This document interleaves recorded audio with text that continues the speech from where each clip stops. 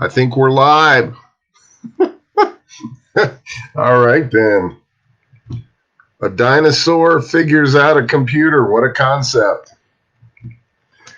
So, everybody that's on here, okay, Zach, how are you, buddy?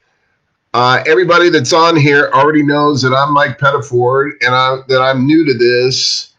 But what you may not know is the purpose of this.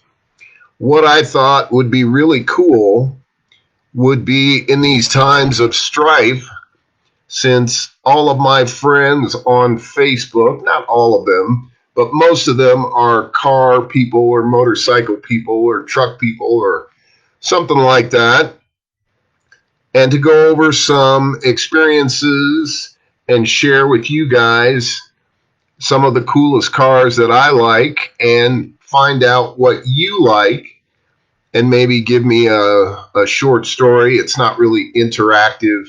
I don't know how to do that yet. Maybe I will. Maybe this will turn into something. But I thought it would be kind of fun to just kick back after dinner on a Tuesday night when nobody is going to a race or still traveling from a race, at least most of the time, and just have some fun and talk about cars or vehicles.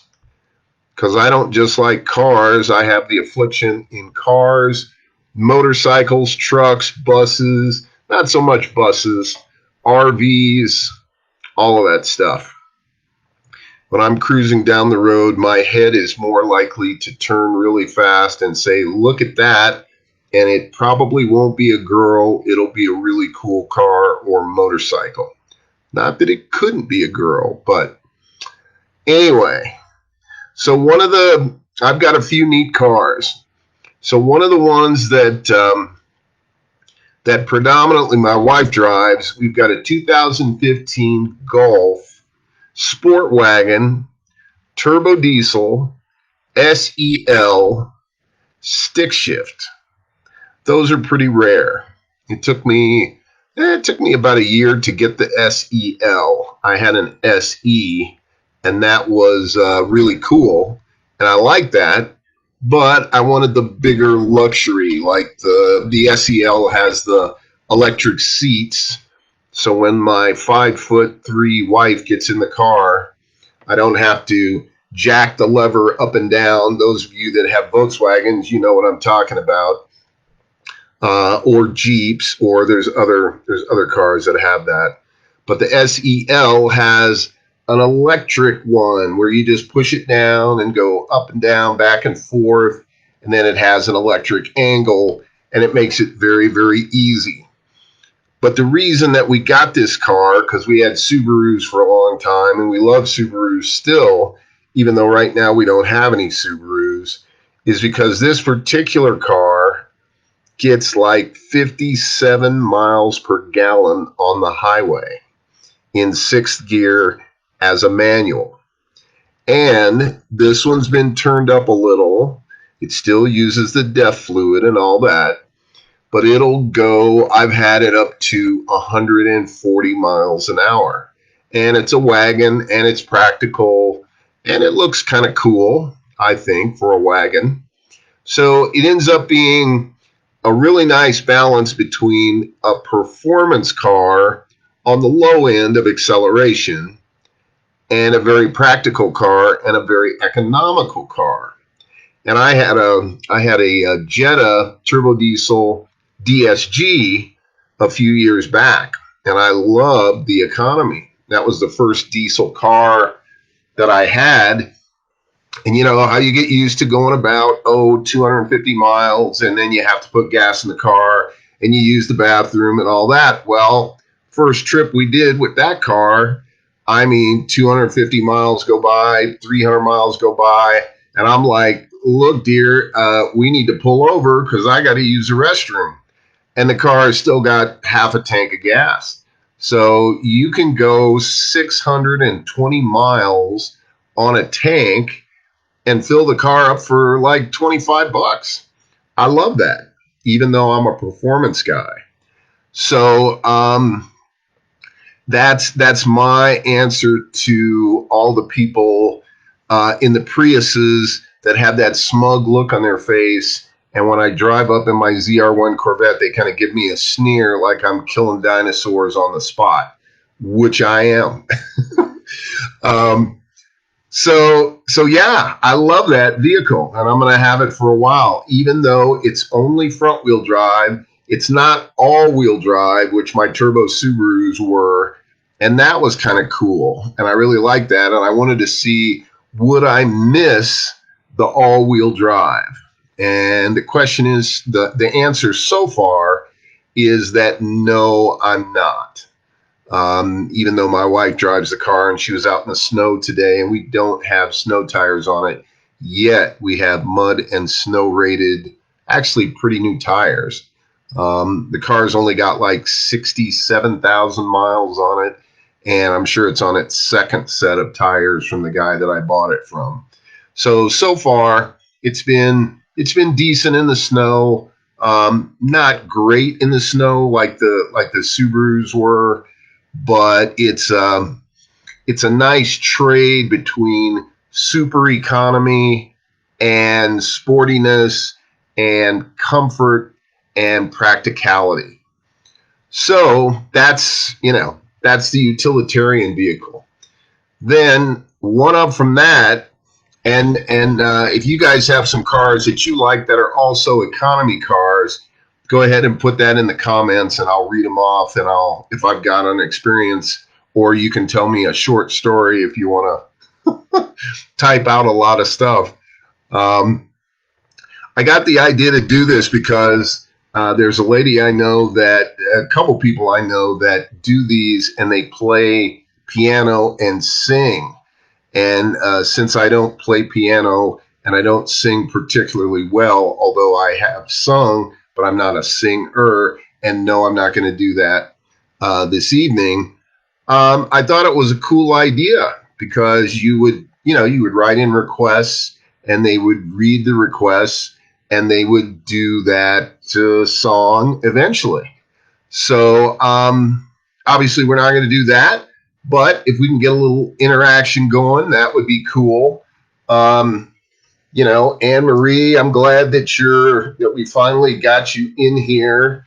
For those of you that don't know Anne Marie, she is one of the people that make SCCA happen. I mean, she makes it happen.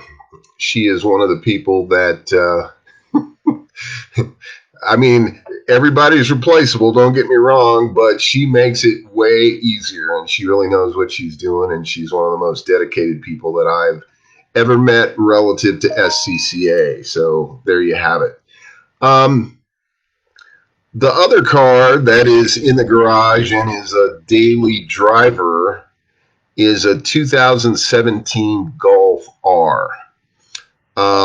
Mine is a little bit modified, and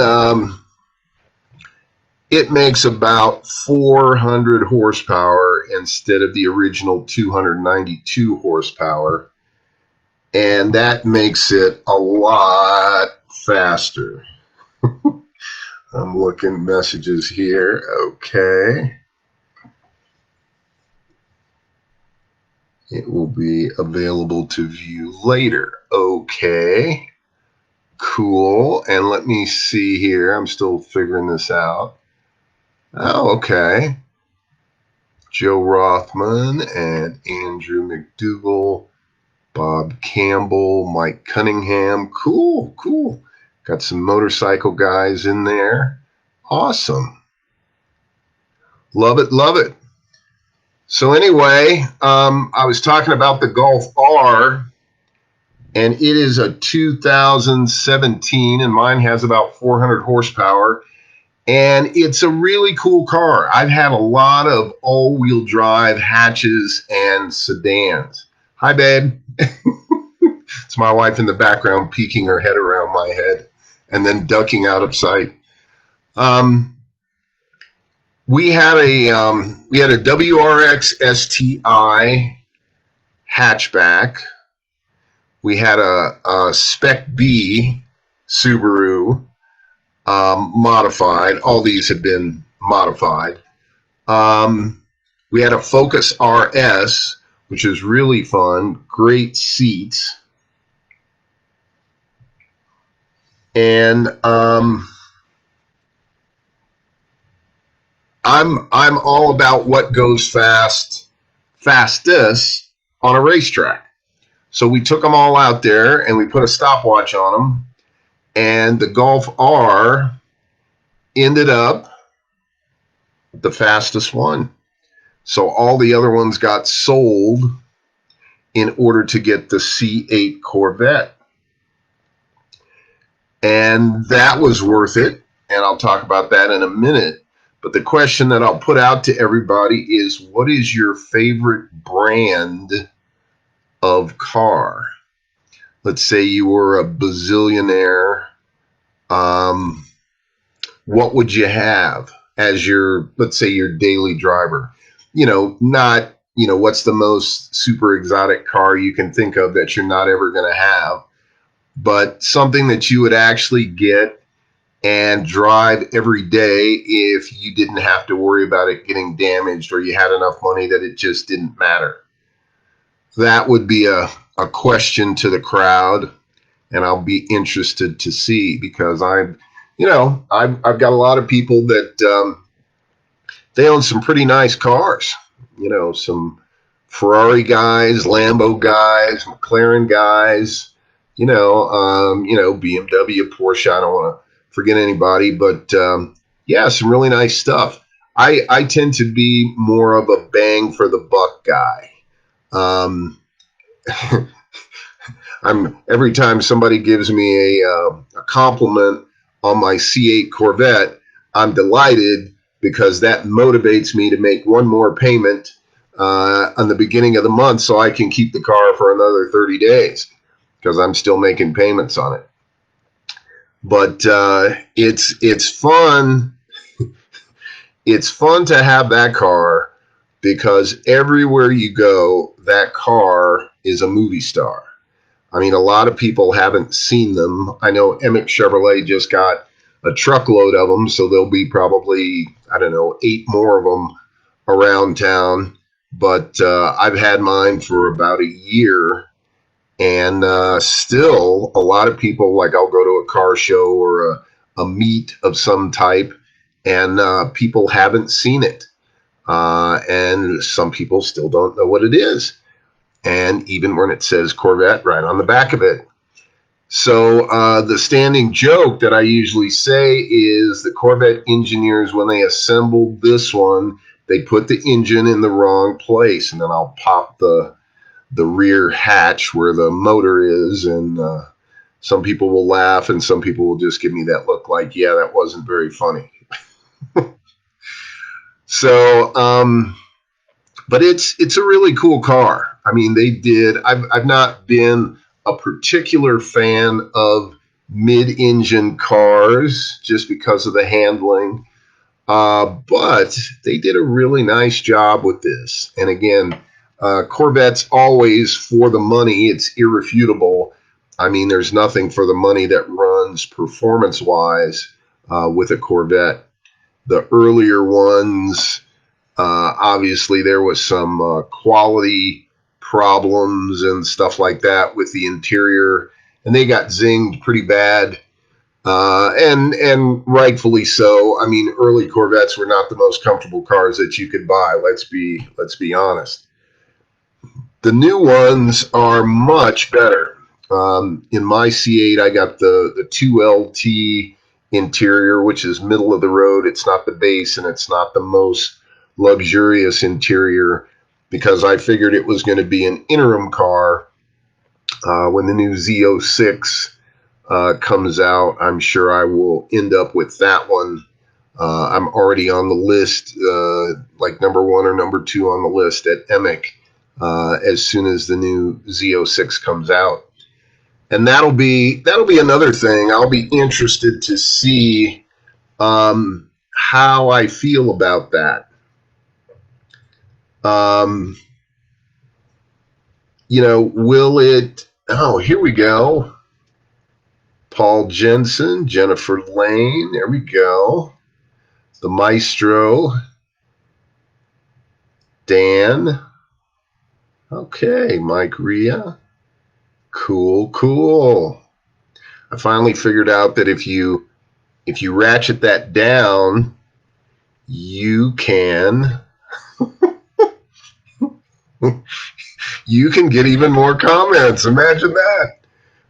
Anne-Marie, C8, and of course a Miata. I'm surprised. Emilio, 2006 Ford GT with a stick shift. Okay, those are pretty cool. I have got a chance to drive one of those on the racetrack at speed. Hello, Mark Stolberg. Let's see. The problem with exotics is that most people just don't drive them. I understand that. I would have an ache in the back of my mind that I didn't wreck it. If I had to choose an exotic, it would have to be the latest turbo Porsche. Okay, Brian.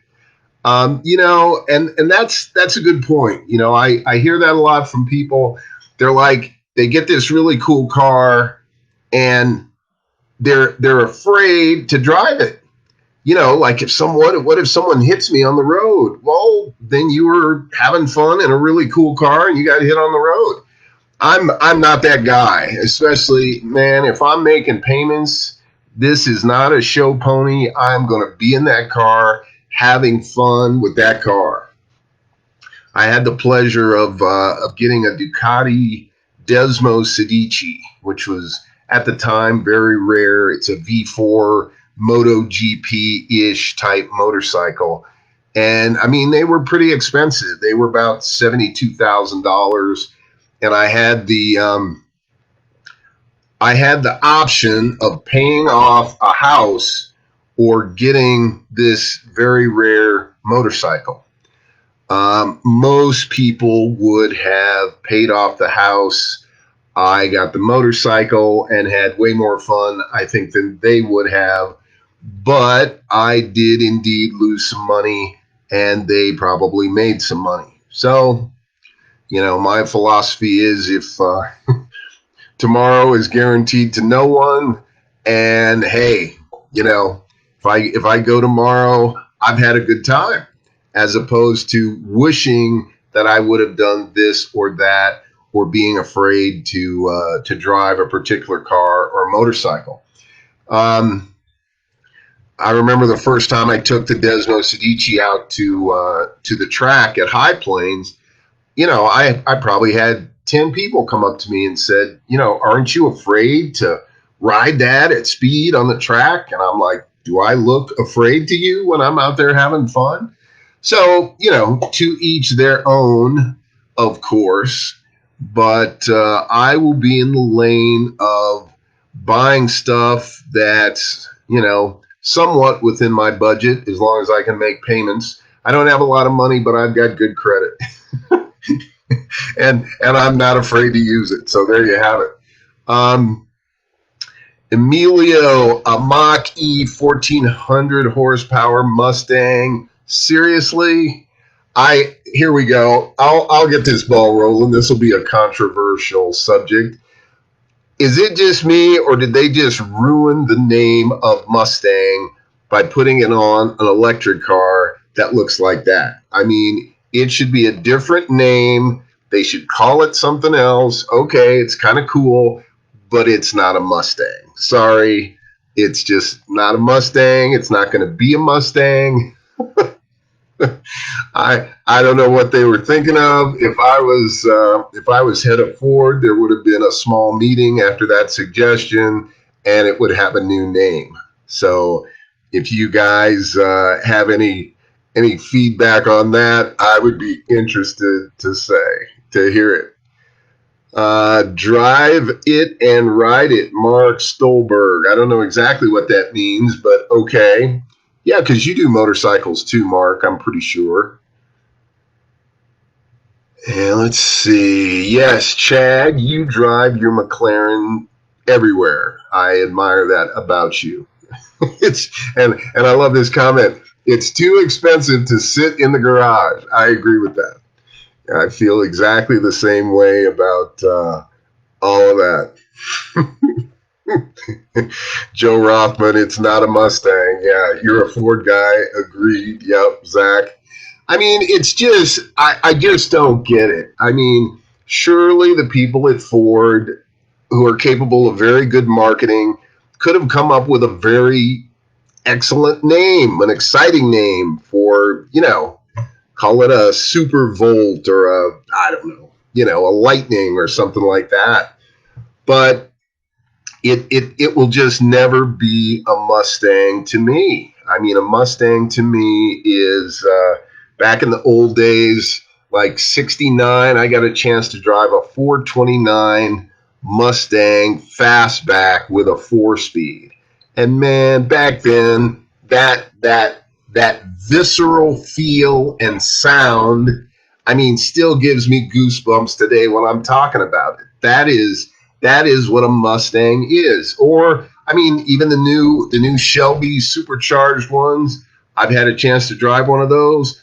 Boy, do they sound great. I mean, and they pull. I mean, that's what a Mustang is. I mean, to me, now somebody born 10 years ago, when they get of age to get their first car, maybe to them this will be a Mustang, and whatever we had as Mustangs will just be dinosaur killing, I don't know, whatever negative things you could say about cars that still are internal combustion engines.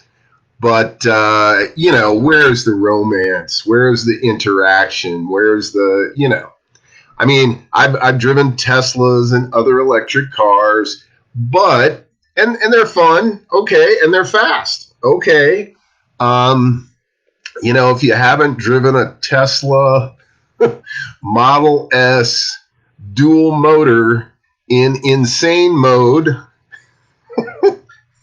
I would suggest you seek that out and try it. It will clear your sinuses. Like, it's got to be fully charged, but it will clear your sinuses. It accelerates 0 to 60 so fast, and I love that about electric cars.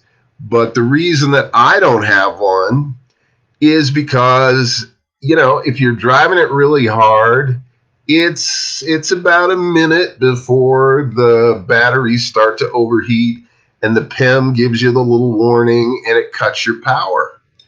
Or the range goes from, let's say, 300 miles to 50 miles. And I like to have fun sometimes for more than 50 miles. But to be fair, low center of gravity, man, you can't beat an electric car for low center of gravity. I mean, I've I've taken some corners in electric cars, both on the track and off the track, that surprised even me. It's like you're going around the corner and you see the little sign that says, 40, and you're going 90 and you make it. And it doesn't look like you're going to make it, but you make it. And it's all because of the low center of gravity. You can't get a lower center of gravity than an electric car. It's physics 101. So, yeah, I mean, I like them. I haven't bought one, and it's not on my list of things to buy just because, I mean, the Teslas are very nice. I saw a Taycan the other day, gorgeous car, but again, now we're into the $200,000 range. Would I ever think about spending that much for an electric car? I really wouldn't. Although the Tesla Model 3 at 65 grand dual motor, they're still pretty fast. I've driven those and they're fun. The automated driving mode still needs a little work. It was kind of scary when did I mispronounce it, Dan? Taycan. Okay. Hopefully that was better. I think you're right. But yeah, I mean, and they still haven't really caught on. The percentage of electric cars out of all the cars out there, I'm pretty sure, and if anybody out there knows, I think it's under 5% is what I thought was true. So they still haven't really caught on. I mean, Boulder, you'll see a fair amount of them, and I get it. If you're commuting from here to Denver, from Boulder to Denver every day, and you don't want to buy gas, I get it. And there's no oil changes, there's no maintenance. I mean, you buy tires, you buy brakes every now and then, and that's it. So I get that, but I would much rather have my turbo diesel Golf sport wagon and get 57 miles per gallon, and it still costs about double what an electric car will cost to run, but I'm okay with that. David Strain, you know me, bike guy, don't know cars. Fair enough. It's funny too. A lot of guys are either bike guys and they don't care that much about cars, or they're car guys and they think the bike guys are crazy or dangerous or whatever. And I'm both. So when I'm a bike guy, the car guys are boring, and when I'm a car guy, the bike guys are crazy. But I'm both. So it just depends on the day. I kind of started with motorcycles as far as racing, because I didn't have enough money to race cars.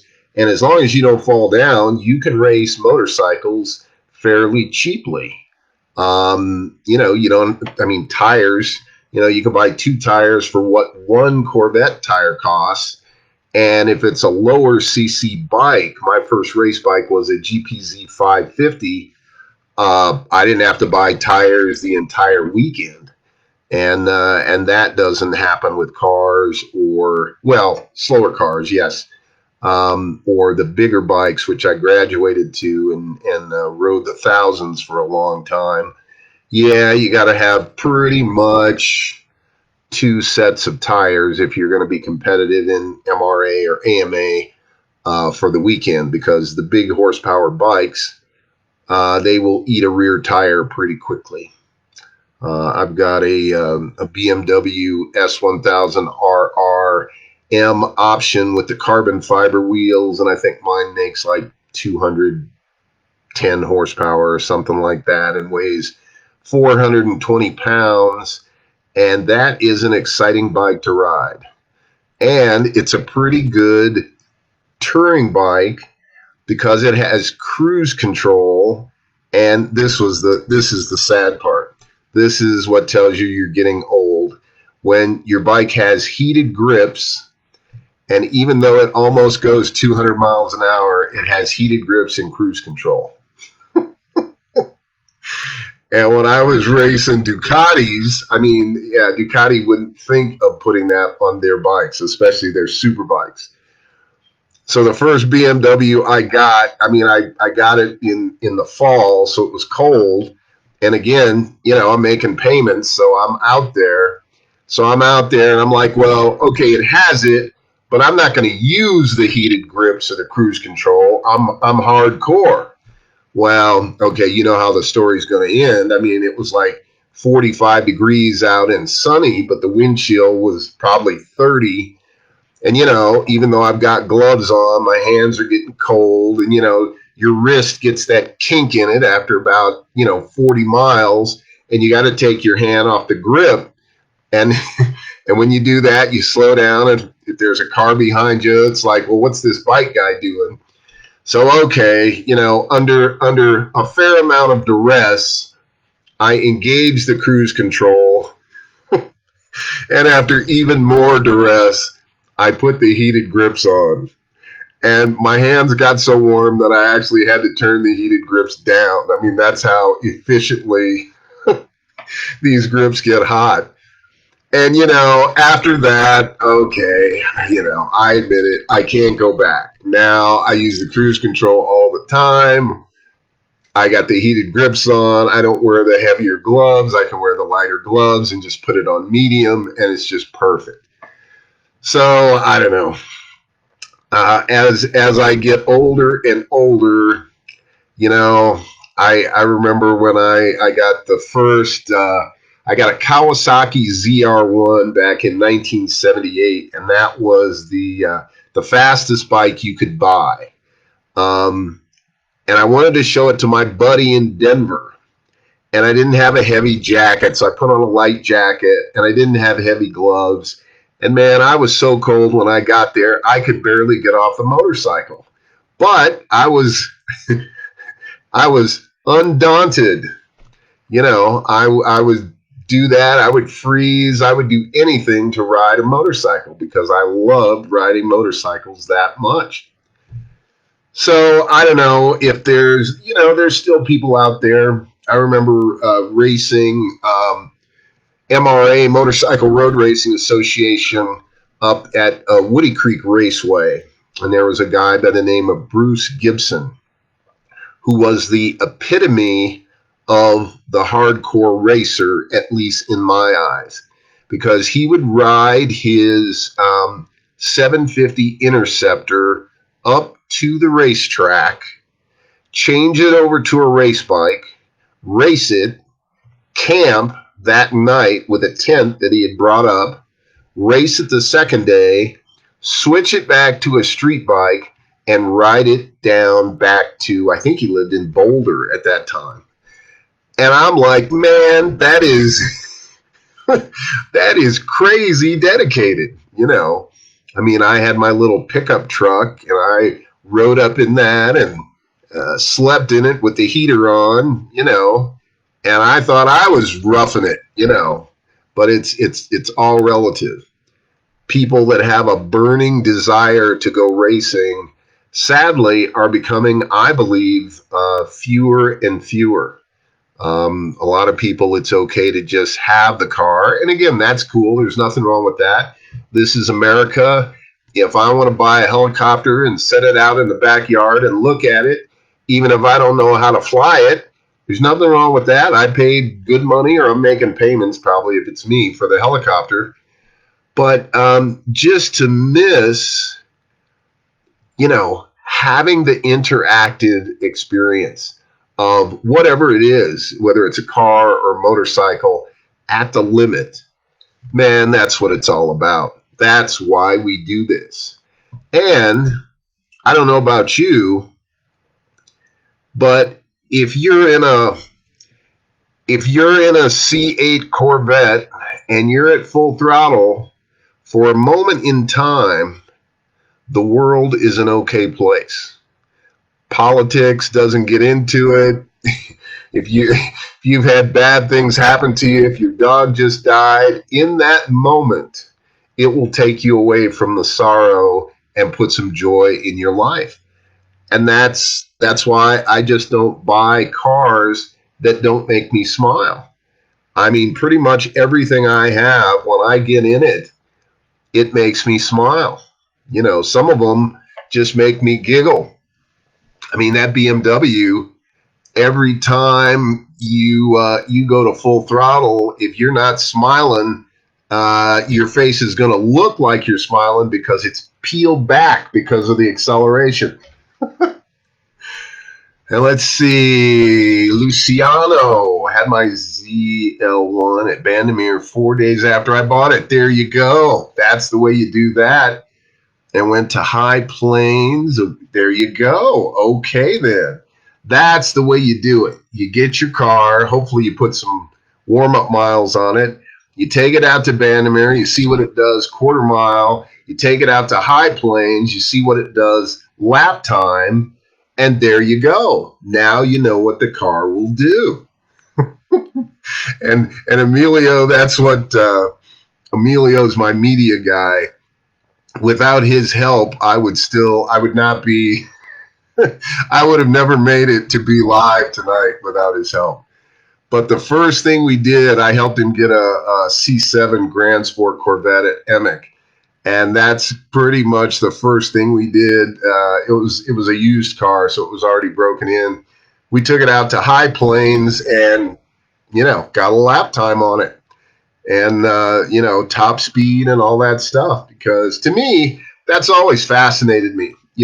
How do vehicles interact with each other? Why is this vehicle faster than another vehicle?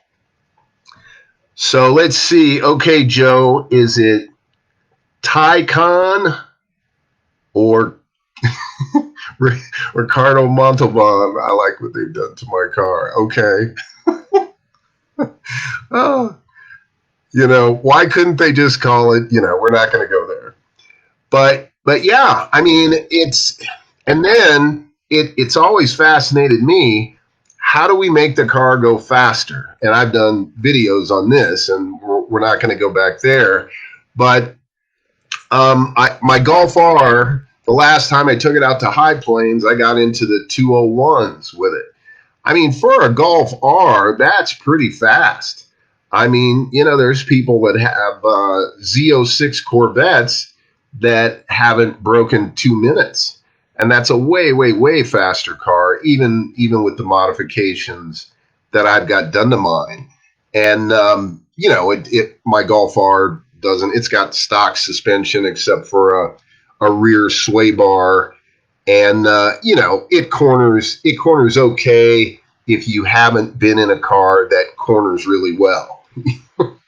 You would be impressed if you're used to driving SUVs and pickup trucks, and I put you in the Golf R and went around some corners, you would say, wow, this thing really corners great. But if you are, good night, David Strain, if you are used to driving, something with a low center of gravity, if you're used to driving anything that corners well, and you get in a Golf R, it's all relative. You're going to say, man, this thing's a little top heavy. And that was one of my, it wasn't really an objection, but that's one of the reasons that the Golf R was just a little faster than the Focus RS, was the cornering. The Focus RS was probably more fun to drive just because of the way it felt, and the seats were fabulous, but it just didn't quite corner as well as the Golf R, and that's why the Golf R did a little bit better time. And that was back when, let's see, I think I was at a 202, and the Focus did a 203. So let's see, I'll never forget you bringing the Ducati GP bike to Colorado Power Sports in 2009. David, yes. Man, I rode that thing everywhere. And and again, they were so rare that if you had one of those bikes, well, I digress. To get one of those bikes, you had to have a Ducati 999R to get put on the list. And if you had one, and I had one, you could get put on the list. So once I got mine, man, I put probably 3,500 miles on that bike. And you want to see people come out of a Ducati dealership, roll up in a Desmo Sedici, buddy, and people will come out and surround you like you are somebody. Let's see. Can you talk a little bit about the process of making the Spec B into a track car? Okay, I can. I got, there's like 4 years of a Spec B, and you can either get them with the 5-speed or you can get them with the 6-speed.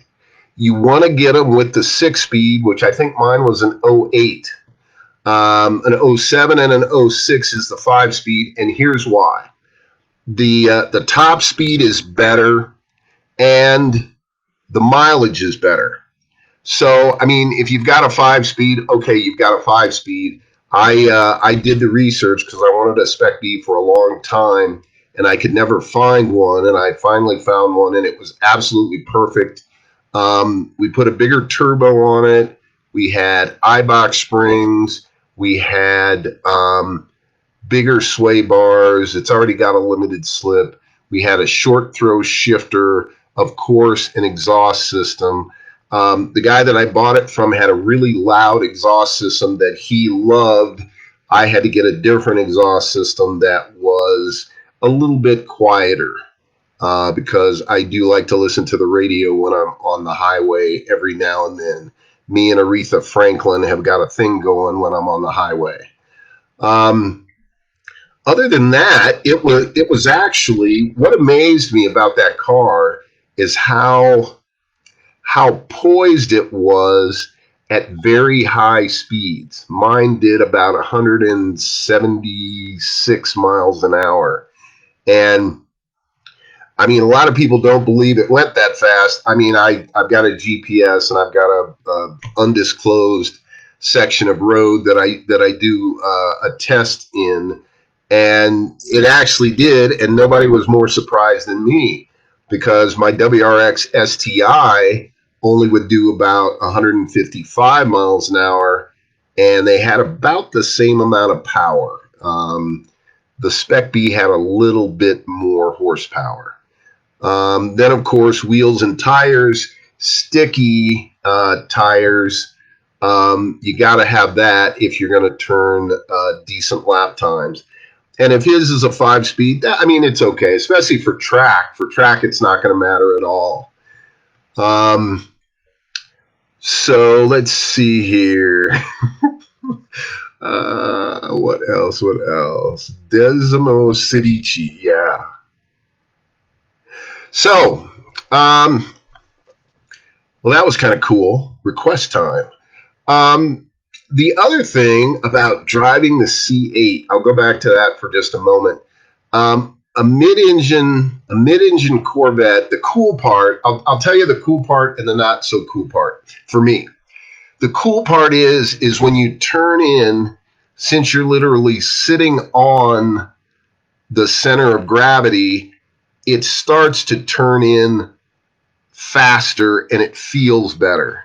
Now, mine has got different wheels, Forge Line wheels, and Hoosier tires, and wider Hoosier tires than the stock ones, and wider and lower wheels than the stock ones, and the offset is out, so the track of the car is wider, and that got rid of all of the understeer that the bone stock ones have.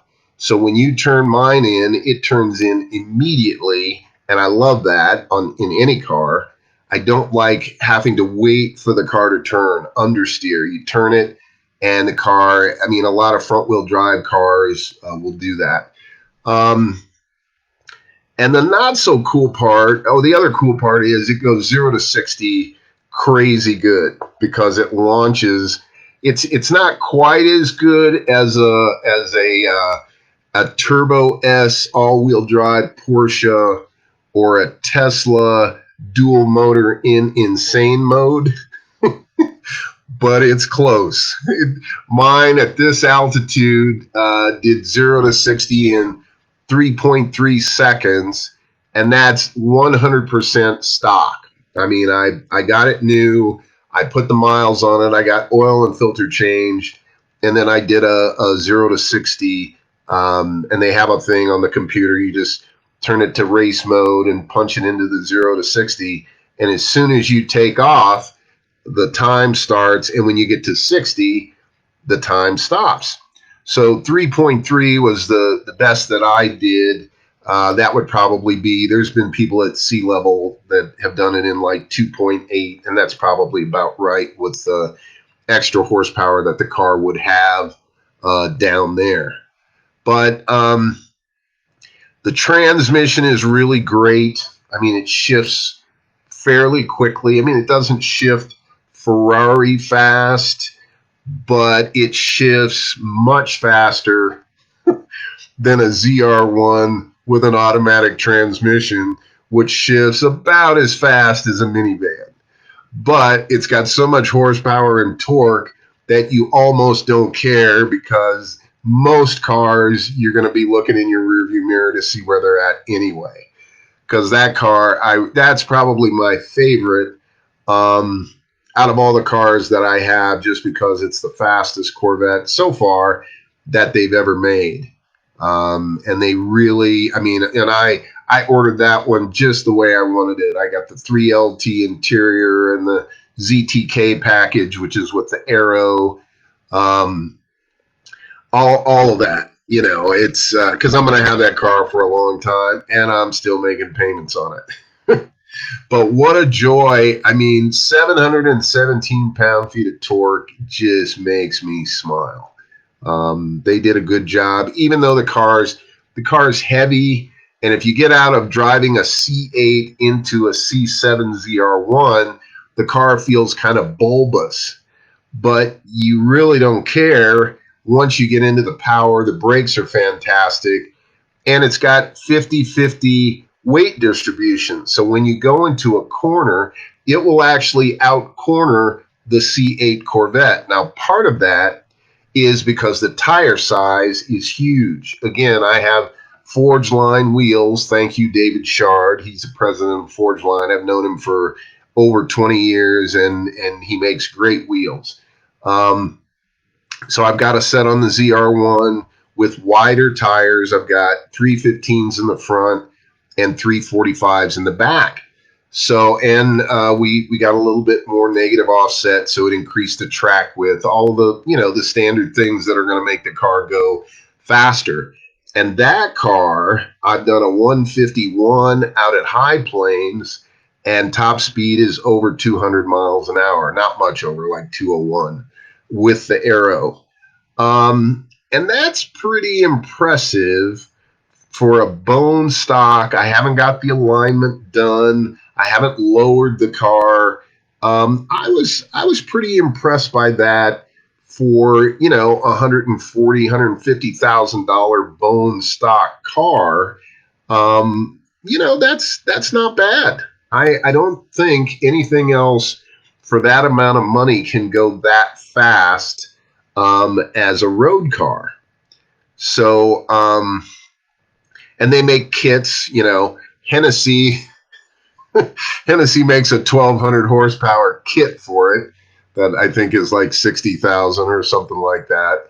And as much horsepower as it has, it still gets humiliated in a straight line by a McLaren, 720S, or certain Ferraris, et cetera, et cetera.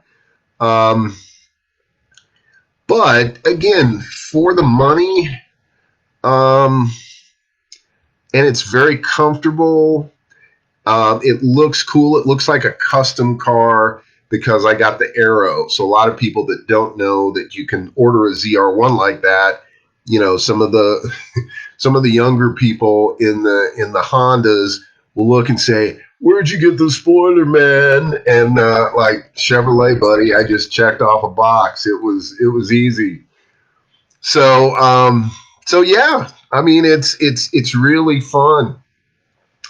And yes, David Strain, a Desmo Sedici with the pipes does sound like the gates of hell rolling up. I agree.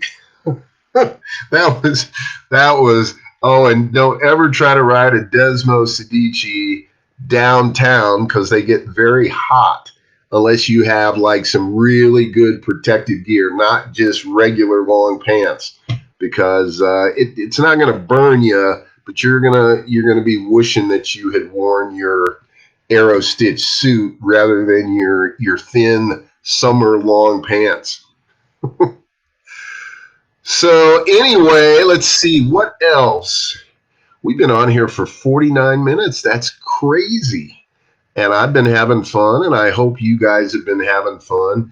It's cool to know that people are out there listening and to get your feedback, and like I said, I'll give you tips and all of that.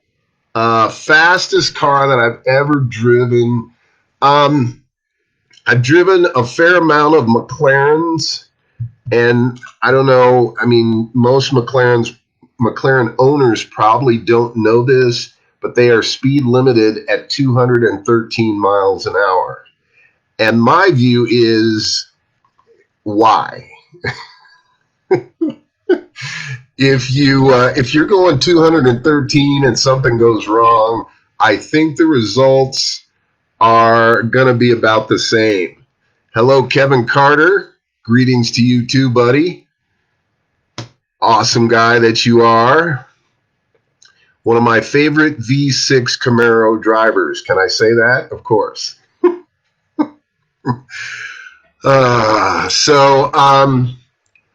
But that's the fastest I've ever driven in a car. The fastest I've ever gone on a motorcycle is 202 miles an hour. And that was on one of my BMW race bikes. The one I have now, because of the gearing, only goes 197. If I were to gear it up a tooth, it would definitely go over 200 because it's got the power. But yeah, I mean, it's pretty cool stuff. Well, I think I'm going to call it a night. I've had a ball. I think we're going to do this probably next Tuesday from now on. And give me some feedback. Go to the Facebook page, go to my website, call me, and let me know what you like, what you didn't like. And I had a ball, so have a good evening, and thank you very much. I appreciate you guys. Bye-bye.